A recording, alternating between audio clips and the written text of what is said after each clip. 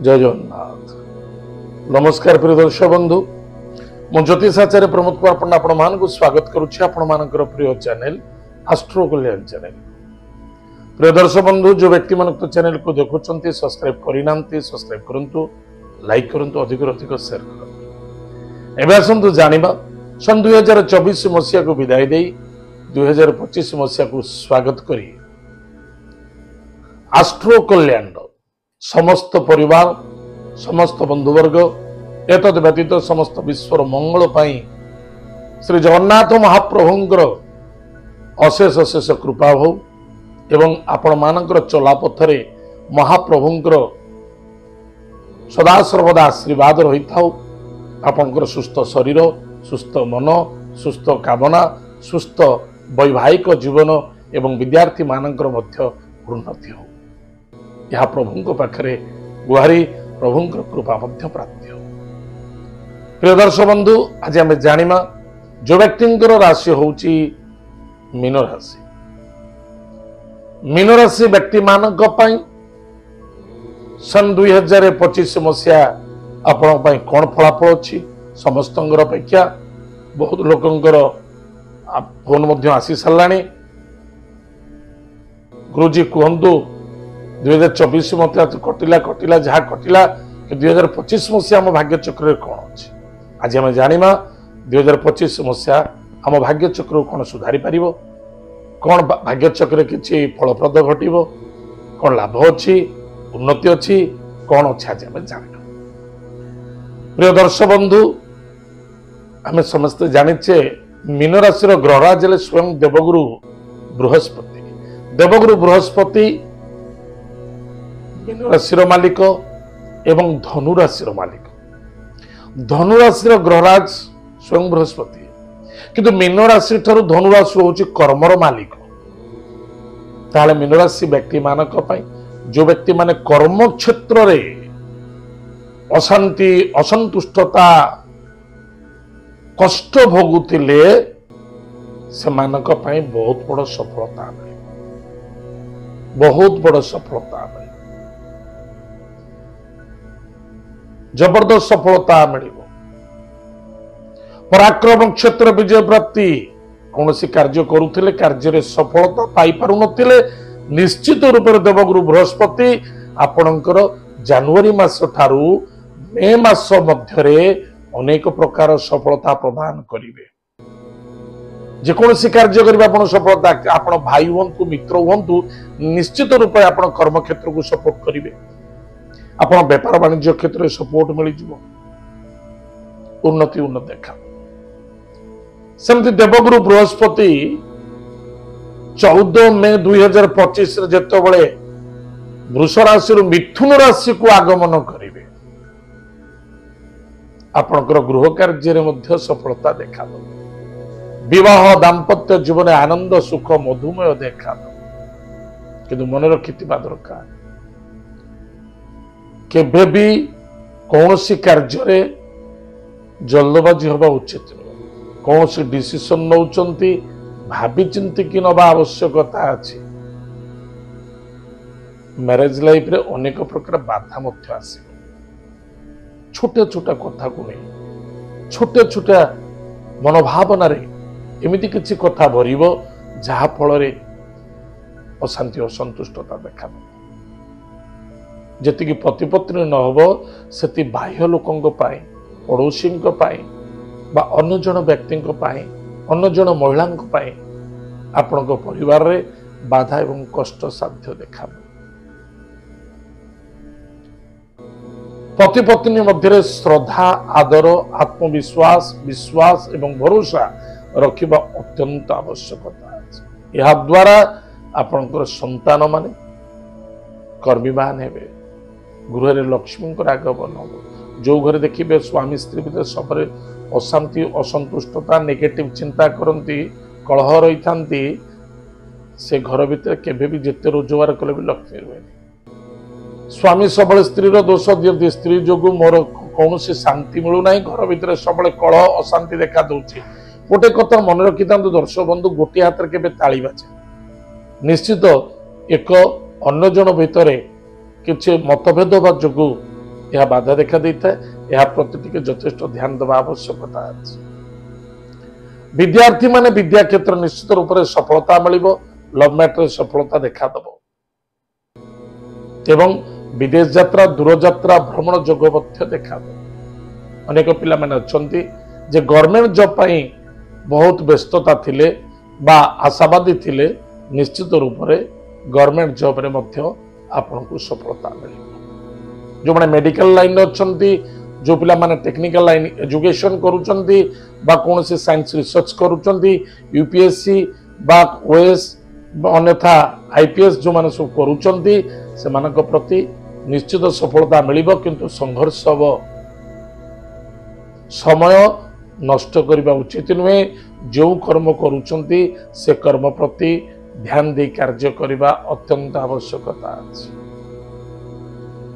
निश्चित खर्च तो बढ़िबो, निसंदेहता खर्च बढ़िबो, कारण 18 मे 2025 मसीह मीन राशि राहु जाई कुंभ राशि को गमन करिवे। कुंभ राशि 18 मास पर्यंत रहिबे, किंतु आपणक सहित स्वयं शनिदेव अछंती। आपणकर चिंताधारा उच्च कोटि हवा उचित। देखिए घर भितर पुलिस बसीजी किंतु आपण चोरी करूचंती, निश्चित रूप से दिने ना दिने धोखा खाइजिवे।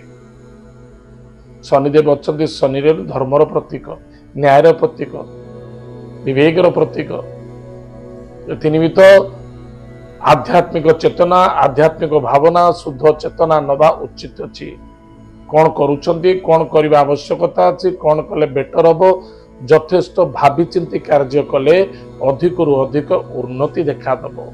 जो माने जॉब रछंती, चाहे प्राइवेट रहू चाहे गवर्नमेंट रहू, प्रमोशन, पोजीशन, इंक्रीमेंट सफलता मिलिबो।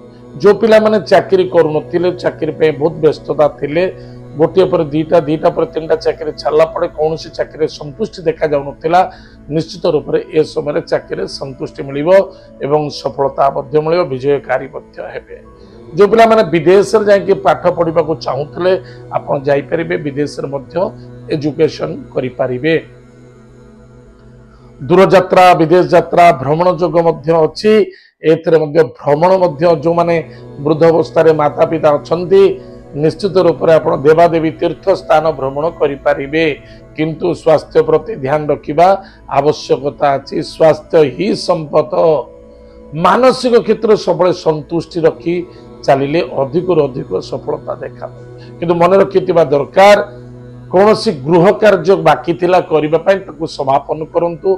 बहुत सपोर्ट टाइम अछि बा अन्यथा कौन सी गृह क्रय करूचंती बा कौन सी प्रॉपर्टी जमीन जायदाद क्रय करूचंती, सेतर मध्य सफलता देखा दबो। जो व्यक्ति माने प्रॉपर्टी रे डील करूचंती, किना बिकारे कार्य करूचंती बा प्लॉटिंग करी बिकुचंती बा गृह निर्माण करी बिकुचंती, से माने विपुल रूप से अर्थ उपार्जन करिवे।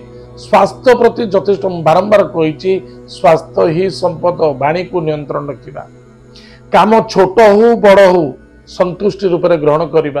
अनेक व्यक्ति अछंती छोटे छोटे इंडस्ट्रीज करिचंती, किंतु सेतरे अधिक रु अधिक लोकन को निवेश कर रखिचंती, जे कि सैलरी देबा पय बड़ कष्ट साध्य होउची। किंतु एथरे देखा जाउची किछि ना किछि आपनको सार्थकता देखा दबो, उन्नति देखा दबो एवं सफलता मध्य मिलिबो। किंतु कैलकुलेशन भीतर रहबा आवश्यकता अछि। जदि आपण 10 टका इनकम करचंती, जदि 12 टका खर्च होउची, ताले सेटा कोन व्यर्थता जाउची। कारण यार मुख्य कारण हला आपण आशावादी, आइदर आपण कैलकुलेशन बेटर नुहे। ये दुईटा रास्ता। आशावादी मोर आगु गोटे किसी भल काम आसब, अनेक पिला मत आवश्यकता अच्छी, किंतु जितेबले नाही सेतेबले किसी आवश्यकता नहीं, जितेबले आसब से करेंगे अननेसेसरी आपण धन गुड़िक नष्ट करुचंती। एवं बड़ापन देखा, बिल्कुल बड़ापन देखा उचित नुहे, इगो को रखा उचित नुहे, कारण स्वयं शनिदेव आपण राशि अच्छा।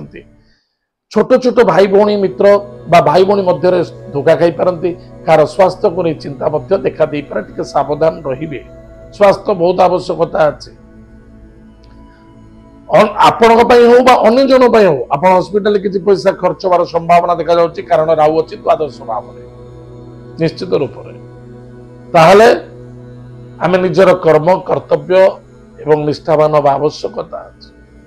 संतान को आनंदित हे, ଏବଂ ସୁସନ୍ତାନ ପ୍ରାପ୍ତି ଯୋଗ ମଧ୍ୟ ଦେଖାଯାଉଛି। ନିଜ ପାଇଁ ନିଜ ଘରଟି ନିର୍ମାଣ କରିବା ବା ନିଜର ବେପାର ବାଣିଜ୍ୟକୁ ସ୍ଥିର କରିବା ବା କିଛି ଆଗକୁ ବୃଦ୍ଧି କରିବା ପ୍ଲାନ୍ କରନ୍ତୁ, ନିଶ୍ଚିତ ରୂପରେ ଆପଣଙ୍କର ମଙ୍ଗଳ ସଫଳତା ଦେଖା। ତାହେଲେ ପ୍ରିୟ ଦର୍ଶକ ବନ୍ଧୁ, ପ୍ରତିକାର କ'ଣ କରିବା? ଶତକଡ଼ା 60% ଆପଣଙ୍କ ପାଇଁ ବହୁତ ଭଲ ଅଛି, କିନ୍ତୁ ପ୍ରତିକାର କ'ଣ କରିବା? ଦୈନନ୍ଦିନ ପ୍ରାତଃ ସମୟରେ ସ୍ନାନାଦି କାର୍ଯ୍ୟ ସାରିବା, କେତେବେଳେ 9ଟା, କେତେବେଳେ 8ଟା, କେତେବେଳେ 12ଟା, ଏଭଳି ସ୍ନାନ କରିବା ନାହିଁ, କାରଣ ଶନିଦେବ ଅଛନ୍ତି। ବିଲକୁଲ ସାବଧାନ ସହିତ କାର୍ଯ୍ୟ କରିବା। ତାହେଲେ କ'ଣ ପ୍ରତିକାର କରିବା? ପ୍ରାତଃ ସମୟରେ ସ୍ନାନାଦି କାର୍ଯ୍ୟ ସାରି ଗାୟତ୍ରୀ ମନ୍ତ୍ରକୁ ପ୍ରଥମତଃ ଜପ କରନ୍ତୁ, ଗୋମାତାକୁ ସେବା କରନ୍ତୁ, ଗୁରୁ ମନ୍ତ୍ରକୁ ଜପ କରନ୍ତୁ, ମାତା ପିତାଙ୍କୁ ଭକ୍ତି ଶ୍ରଦ୍ଧା ଆଦର କରନ୍ତୁ। ସୋମବାର ଶନିବାର ଦିନ ଶିବ ମନ୍ଦିର ଜଳଦାନ କରନ୍ତୁ। ପ୍ରତ୍ୟେକ ଗୁରୁବାର ଦିନ ହଳଦିଆ ଖେଚେଡ଼ି ସେବନ କରନ୍ତୁ। ପ୍ରତ୍ୟେକ ଗୁରୁବାର ଦିନ ଓଷସ୍ଥ ବୃକ୍ଷ ମୂଳରେ ଜଳ ଗୁଡ଼ ଦାନ କରନ୍ତୁ।